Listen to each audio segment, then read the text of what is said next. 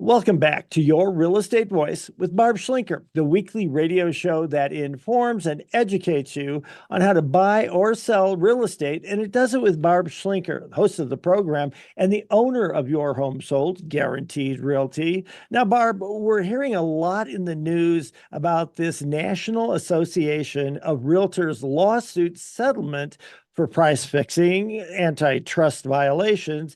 So, how will that actually affect the real estate commissions going forward? Well, Richard, I think, I feel like part of the real estate industry is starting to get outdated. And the whole idea behind sharing the commission with the agent that brought the buyer was really to motivate as many buyers as possible to come to the house. And that way we can leverage everybody's buyers to get the home sold. So there's nothing wrong with the concept. The problem is it became very fixed and non-negotiable. And so what happened was it started in Chicago. As far as I know, there's multiple lawsuits and they're still going on. Like it started in Chicago, there was one in Missouri, there was one starting on the West Coast for this market. People in Colorado Springs area getting postcards from these lawyers saying, "Hey, do you want to join the class action lawsuit and get the commission you paid back?" So that's probably why NAR settled, because they could see this freight train rolling and it wasn't going to stop. So they created the settlement for all of their members with very few carve-outs that basically said that they wouldn't have to worry about being sued for sharing the commission. And the terms of the agreement are that they are no longer going to display the commission in the MLS that's offered to the buyer's agent. And they're going to require that the buyer's agents actually have an agreement with their buyer and have a discussion about who pays their fee. And that's fine. But the problem is it's terrifying a lot of the agents in the industry because they're worried about, well, if I bring my buyer, how do I know I'm going to get paid? And they're going to have to negotiate. And there's nothing wrong with that. It's okay for them to negotiate. But the way this came about was these original plaintiffs in these cases said, wait a minute, this doesn't seem fair that me as the seller, I'm paying the whole amount of the commission. And some of that, half of that, or some portion of that is going to the buyer's agent. And yet the buyer's agent is working against me in the transaction to get stuff. And some of them are relentless. They're like a rabid chihuahua biting at your heels. I'm telling you, I just closed one. It was nonstop. I want this and we want that. And if we don't get this, we're going to walk away. And just, it's very frustrating. So for the seller, it's unfortunate because in their mind, it puts the whole deal in doubt. Is this really going to go through? Are they really going to close or not? And of course they are. It's just that the agents feel like it's their mission because the way they've set up the fiduciary scenario, that the buyer's agent is a fiduciary for the buyer and the seller's agent is on the seller side, that they just constantly are, pecking away at trying to get stuff. And sometimes the deals do fall apart. I had one fall apart not too long ago because this buyer was completely intrenchable about what they wanted. They'd already negotiated substantial concessions in the contract. And then they said, well, we want a new roof and we want our roofer to do it. And we want a new sewer line. Yet they just had a plumber tell them there's nothing wrong with the sewer line. So they gave them 7 out of the 9 things that they asked for, but it was unacceptable to them. So they walked away and we got a better buyer at a higher price.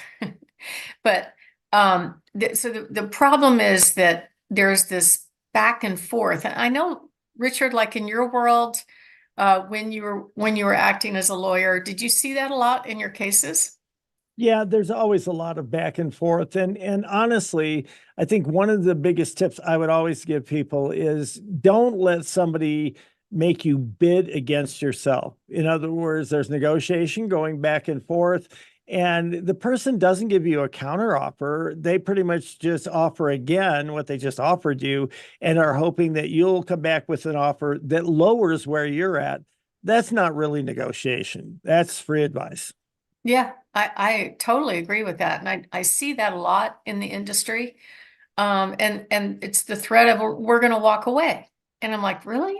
You're going to, I had somebody threaten to walk away over a $200 used refrigerator for almost a $900,000 sale. Are they really going to walk away over that? It just, I mean, it's insane sometimes. And so, it's very interesting right now. So as it stands, the seller hires the agent to represent them on the sale. All these other 5,000 or 25,000 outside random agents don't have an agreement with the seller to get paid.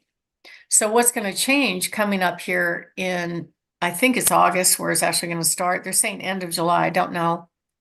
What's going to change is the amount of commission that's offered through the multiple listing service is going to vanish. It has to go away. And now the buyer's agents are going to have to negotiate how they're going to get paid. They're going to have to put it in the contract or find some other way to negotiate their fee. And, you know, they do have somewhat of a position of power. They could encourage their buyers not to make an offer on that home, because if they don't, maybe they'll have to come out of pocket for the commission. So there's going to be some of that going on. It's going to be really interesting to see the whole shakeup. But I think it's a good thing because as it stands right now, whatever amount is offered in the multiple listing services, and there's 1,500 different multiple listing services in the country. Of course, they're all different software and they don't talk to each other. So all these different services basically offer amount of commission to be paid to the buyer's agent.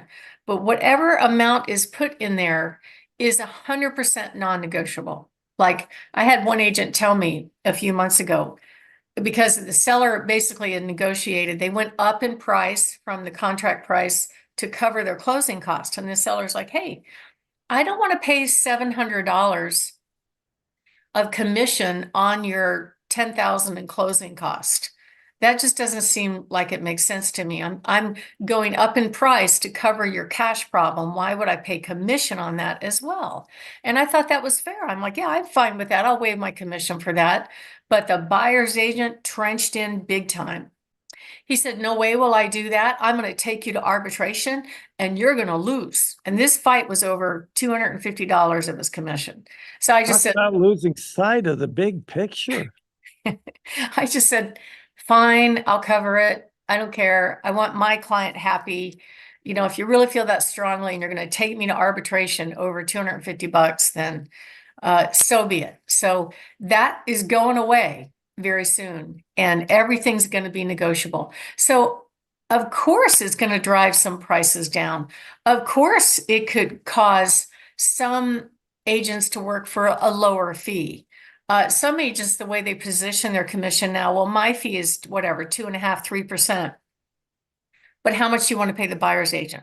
I'm only charging this much. Well, at the end of the day, if you want to get buyers or you want to leverage everybody else's buyers, there is going to be a fee for the buyer's agent. It's going to be different on how it's characterized. It could be that the buyer goes straight to the listing agent. It could be that the buyer reduces it in such a way that they don't have any out-of-pocket cost.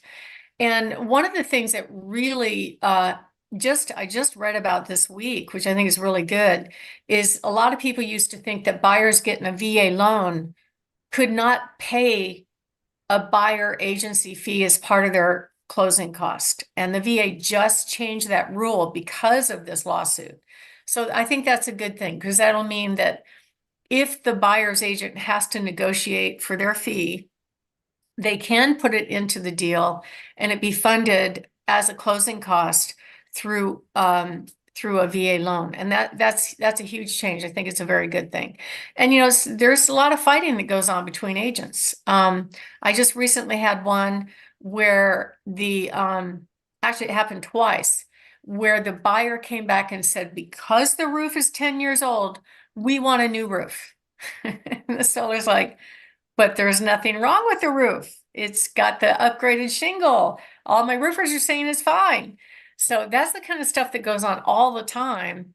And we're just trying to get it to the finish line. So I think it's going to be a good change overall in the future. And I'm pretty excited about to see how this shakes out. So if you are thinking of making a move, give us a call, 719-301-3900, or go to barbhasthebuyers.com. Richard? We're talking, Barb, about the settlement reached by the National Association of Realtors and how that's going to impact the real estate industry going forward. So, Barb, what is the settlement and how will things change when it comes to real estate? Well, I think we're going to see agents get skilled on negotiations, which is a really good thing. And so I don't have any issue with that. And they also have to have an agreement with their buyer. That's a huge improvement over what we had before, because I like making fun of agents playing Pop-Tart, like they somehow connect with a buyer online. They don't know anything about their buyer. They don't even have to verify their buyer is qualified to buy a home. And the very first meeting with that buyer is at the house. So that if they have to have a written agreement with the buyer, they're going to have to change the way they do business and actually find a little bit out about their buyer and actually make sure they can perform before you go out and start looking at houses.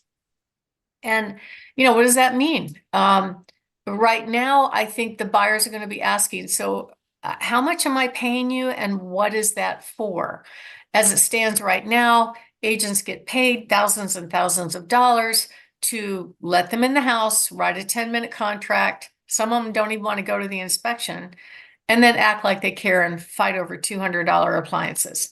That's if you're going to make $15,000 to $20,000 doing that work, the buyers are going to think twice of, do I need to build that into my cost? So we're going to see a lot of changes. Also, competency issues. We have a lot of issues like that now that are kind of surprising to me. A lot of the agents, I like laughing about this, they don't want to do the work, but they want to be paid. And I hate to say it, but it's just what I see all the time. Can you show my buyer the house? They want me to do everything. Can you coordinate with my transaction coordinator, who's an unlicensed person that's supposed to track deadlines, but they don't even get that right. So they're completely abdicating their contract deadlines altogether. I recently had a deal almost blow up over that very thing, where they hired their quote transaction coordinator that's supposed to be tracking the deadlines. They didn't do it. They missed a deadline, and then they tried to blame me for it. We were on time. And so her answer was, well, tell your buyer to go find another house. I'm like, excuse me? How would you feel, Richard, if some agent spoke like that on your behalf without you knowing and you were the seller? I think I'd be looking for someone else and hoping to find somebody like you with your integrity, your concern, and how you look out for your clients. Yeah, it's just it's gonna get exciting. It's gonna get fun. And I think it's good that they're learning to negotiate. There might be some people that just get out of the business because it's not so easy anymore.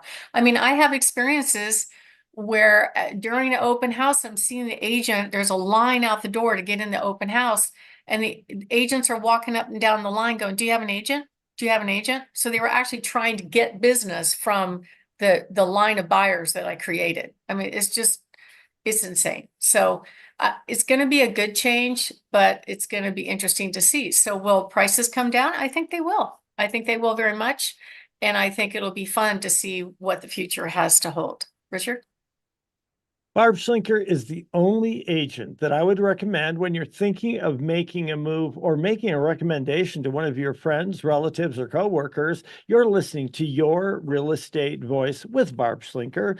Your Real Estate Voice airs every Saturday at 11 a.m., just after Larry Kudlow. And if you're thinking of making a move, call Barb, 719-301-3900, or visit barbhasthebuyers.com. When we come back, we'll be talking about how do I declutter my home before selling. Barb is the expert.